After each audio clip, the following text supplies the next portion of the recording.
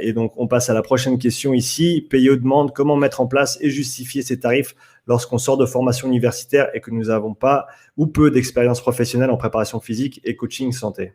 Olivier. Très bonne question. Très bonne C'est question. vrai qu'on développe en long, en large et en travers. Est-ce que 5 séries de 5, c'est mieux que 4 séries de 6? Mais fondamentalement, la première chose à se poser quand on est un professionnel de l'entraînement, c'est de savoir comment on va gagner sa vie, quoi. Tu vois, et le reste, c'est malheureux, hein, ou pas d'ailleurs, mais le reste est presque secondaire parce que sinon on se retrouve à être dans un hobby, quoi. On est dans le hobby de la préparation physique ou dans le coaching. Ouais. C'est pas notre métier. Donc quand c'est notre métier, le propre d'un métier, c'est de gagner sa vie avec. Sinon, c'est un hobby. Première chose. Alors comment on peut faire?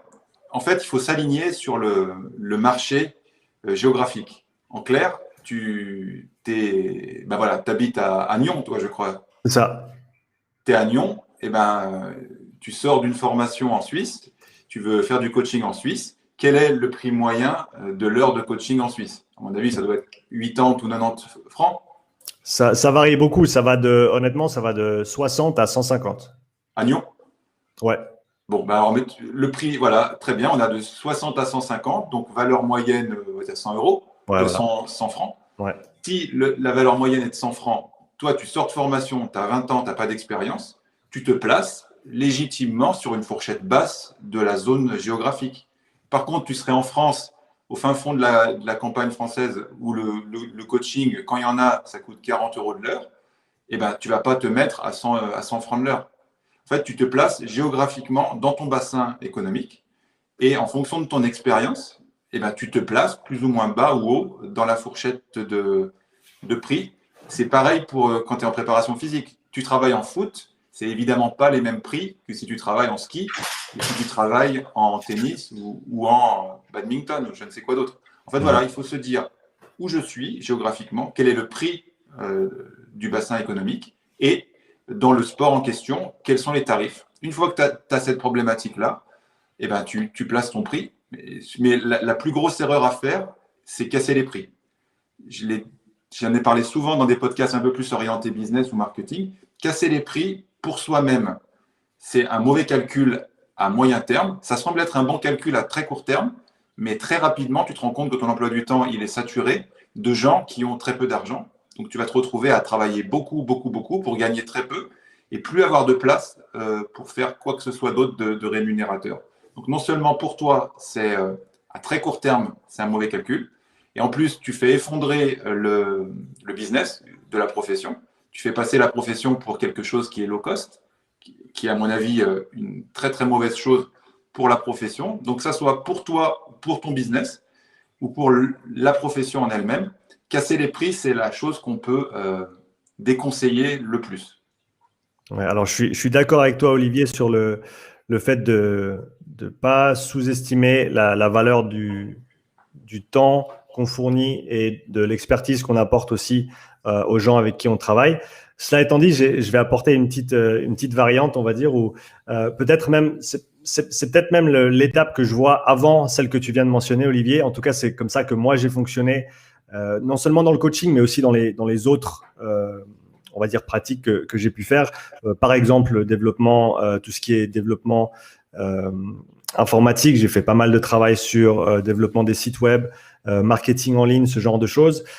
C'est des services que j'ai monétisés à un moment donné aussi, mais ce que j'ai toujours fait quand j'ai commencé quelque chose de nouveau, dans lequel j'avais pas on va dire, de réputation établie, c'est que j'ai commencé en travaillant gratuitement avec l'approche ou avec l'angle de se dire, voilà, je vais pouvoir déjà me faire de l'expérience, je vais pouvoir aussi acquérir une certaine réputation auprès des gens avec qui je travaille. Par exemple, quand j'ai commencé le coaching à Vancouver, j'ai terminé ma formation, j'avais simplement pris un certificat de la NSCA. Donc, j'avais acheté le bouquin, j'avais étudié pendant 2-3 mois, j'avais challengé l'examen et donc, voilà, j'avais mon certificat, j'avais mon assurance et j'étais, entre guillemets, coach. Mais voilà, j'avais aucune réputation, personne ne savait qui j'étais, personne ne savait ce que je faisais et j'ai commencé à travailler gratuitement j'ai commencé gratuitement / par donation, dans le sens où j'ai commencé avec des amis, de la famille et j'ai dit, écoute, Moi, il me faut de l'expérience, il faut que je débute. Donc, on attaque comme ça. Si tu as quelque chose à me donner, super. Sinon, ben voilà, c'est pas grave. De toute façon, je te demande rien.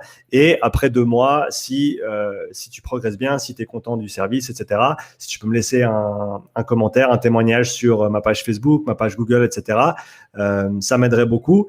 Et donc, j'ai commencé comme ça. Et ça, je pense que c'est même quelque chose qui, alors je ne sais pas au niveau, je ne veux pas dire de bêtises au niveau légal, si par exemple quelqu'un qui est étudiant peut déjà commencer à coacher à côté sans avoir de soucis à ce niveau-là, ou s'il faut absolument déjà être, on va dire, certifié ou accrédité. En France, ça se passe comment, Olivier, de ce point En de vue-là? France, dans l'absolu, tu dois avoir un diplôme qui est inscrit sur un registre, quoi, et qui te donne une carte professionnelle. Après, dans les faits, quand tu fais du coaching à domicile, tu vas pas avoir un inspecteur derrière chaque paillasson, hein, de chaque maison qui va vérifier ce que tu fais. Mais dans les faits, en France, tu es censé avoir un diplôme, oui, pour travailler, pour être coach. Tu es censé avoir un diplôme. Ok, donc faites les choses bien. Prenez un diplôme, faites une formation qui est reconnue avant de vous lancer. Pour moi, le plus important, c'est toujours de pouvoir être assuré au niveau légal pour que s'il y a un pépin, voilà, s'il y a un accident, que ce soit pour le coach ou le client, la cliente, qu'il n'y ait pas de problème à ce niveau-là. Ça, je pense que pour moi, c'est une des choses les plus importantes à ce niveau-là. Après, la formation, ben, ça, on en a parlé un petit peu durant le podcast. Mais voilà, il faut se former, il faut être assuré pour faire les choses correctement. Mais voilà, je pense que voilà une façon de gagner en expérience sans avoir cette barrière de devoir trouver ses premiers clients qui vont payer un certain tarif. Et peut-être que je pense que il y a aussi le problème du syndrome de l'imposteur en tant que nouveau coach, dans le sens où on se dit, voilà, je suis nouveau, je ne l'ai jamais fait.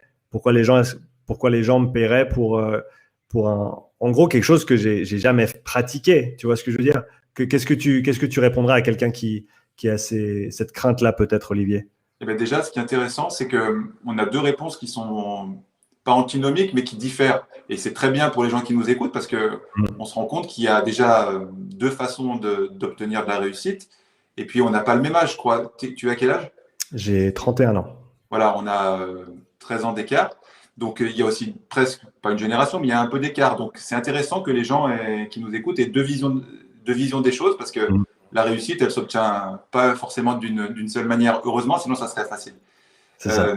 Ceci étant, le syndrome de l'imposteur, c'est quelque chose de, je trouve, typiquement français, quoi. Un petit peu, c'est dans la même famille que on parle pas d'argent en France. Et je pense que c'est vraiment quelque chose qui est dommageable parce que ça crée une sorte de complexe d'infériorité qui dessert la personne d'une part, mais on en revient aussi à ce que j'ai dit tout à l'heure, ça dessert la profession. Ça fait passer la profession pour quelque chose qui n'en est pas vraiment une, quoi, qui est plutôt un hobby rémunéré, quoi. Et ça, si je peux envoyer un message, c'est ayez confiance en vous. Ça ne veut pas dire qu'il faut vous prendre pour ce que vous n'êtes pas, mais avoir confiance en soi, c'est le prérequis pour que les autres aient confiance en toi, quoi. Au début de ma carrière, là, il y a une vingtaine d'années, quand je présentais à mes athlètes une séance, eh ben, j'étais pas serein, quoi. Crois-moi que j'étais pas serein, mais tu joues un rôle. À un moment donné, si tu présentes ta séance, mais que toi, tu n'y crois pas, ça va se sentir. Donc, il y a un temps pour ne pas être serein, avant et après. Tu vois, avant de présenter ta séance, tu as le droit de douter. Après, tu doutes parce que tu as le retour sur ta séance, mais quand tu y es, tu es dans ton rôle. Et si l'entraîneur, déjà, il n'est pas sûr de lui, comment veux-tu embarquer avec toi les gens? Donc, le prérequis, c'est avoir confiance en soi sans se prendre pour ce qu'on n'est pas. Donc, le syndrome de l'imposteur, c'est une plaie parce que ça fait des gens incapables de passer à l'action. Et chez nous, en France, c'est vraiment une plaie. Et par contre, dans le milieu du fitness ou dans le milieu des réseaux sociaux, crois-moi que les gens, ils ne se posent pas bien la question longtemps, hein. C'est-à-dire qu'à un moment donné, ils réfléchissent après, quoi. Ouais. Donc, je pense qu'il y a un compromis à trouver entre se prendre pour Dieu le Père alors qu'on ne sait rien et puis avoir le syndrome de l'imposteur, c'est vraiment, vraiment la plaie, quoi. Ouais, je suis d'accord avec toi et j'aime bien la nuance que tu apportes dans le sens où c'est normal de douter. Comme tu as dit, c'est normal de douter avant, c'est normal de se poser des questions. Je veux dire, à mon avis, et ça je le dis souvent, à mon avis, le jour où tu penses avoir tout compris et tu penses tout maîtriser, c'est le moment de changer de profession. Parce que surtout dans une discipline comme la nôtre, qui est infiniment complexe, on n'arrivera jamais à tout comprendre on va dire, dans le temps qu'on a d'une vie sur Terre. Et donc, il y aura toujours des choses qu'on ne comprendra pas ou qu'on n'aura tout simplement pas eu le temps d'apprendre. Et donc, continuellement, de toujours avoir des questions et de toujours se dire que oui, je pourrais être un petit peu meilleur que le jour d'avant, ça, c'est indispensable pour continuer à progresser.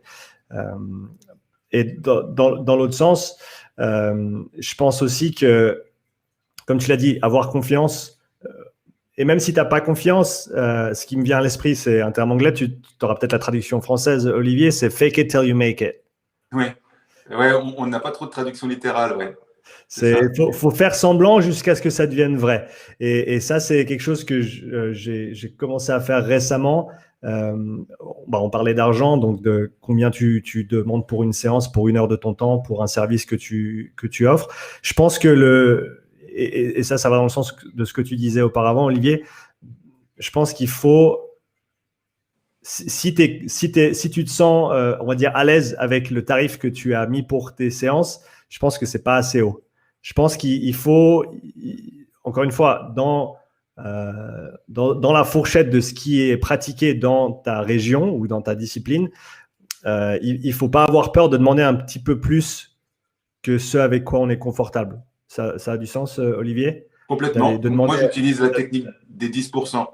Quand je négocie quelque chose, je sais ce que je veux. La plupart du temps, j'ai réfléchi en amont. Je sais ce que je veux. Je rajoute 10% au prix que j'accepte pour la marge de négociation, tout simplement. Donc, tu vois, tu vaux 100 francs de l'heure. Tu es à l'aise avec 100 francs, tu demandes 110.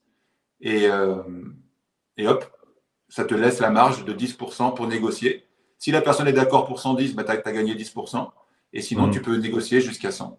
Voilà ce que j'utilise vraiment au sens propre du terme. Ouais, je pense que c'est une bonne approche. Moi, je fais pareil. Là, depuis ça doit faire 2 mois que j'ai commencé à faire ça. Et en gros, déjà récemment, j'ai monté mes tarifs pour mes séances.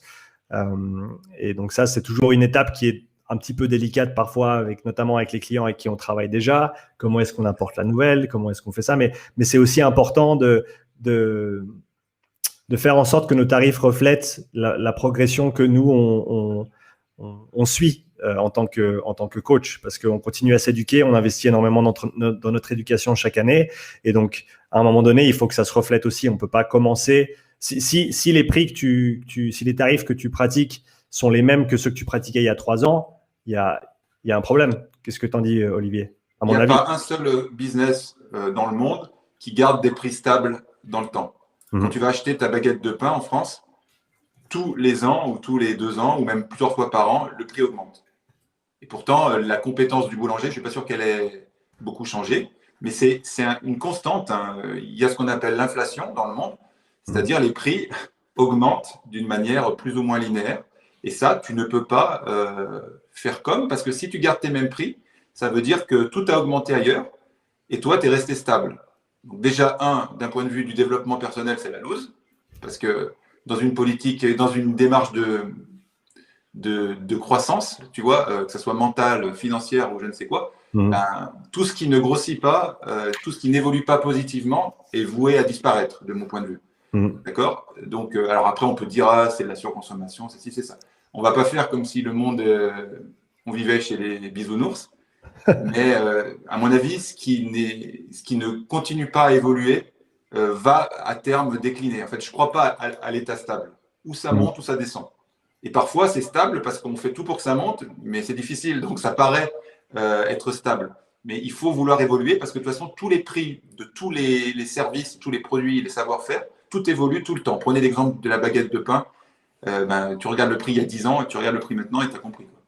Donc, tout évolue. Et que ce soit pour toi personnellement, pour justifier tout ce que tu fais dans ton métier, ou juste pour faire correspondre tes prix avec l'inflation, tu dois augmenter tes prix régulièrement. Il n'y a même pas à se poser la question. À quelle fréquence, c'est la seule question qu'il faut se poser, à quelle fréquence je monte les prix. mais pas si je dois les monter. Il n'y a pas à se poser la question. Ouais, je suis tout à fait d'accord avec toi. Il faut absolument pousser dans ce sens-là, et faut pas hésiter à voilà sortir de sa zone de confort personnel dans cet aspect-là des choses. Je pense que c'est une bonne façon d'avancer en tout cas, et voilà, faut continuer à mettre un pied devant l'autre, et des fois le pas suivant il fait un petit peu peur, mais voilà, faut pas abandonner, faut continuer à pousser dans ce sens-là.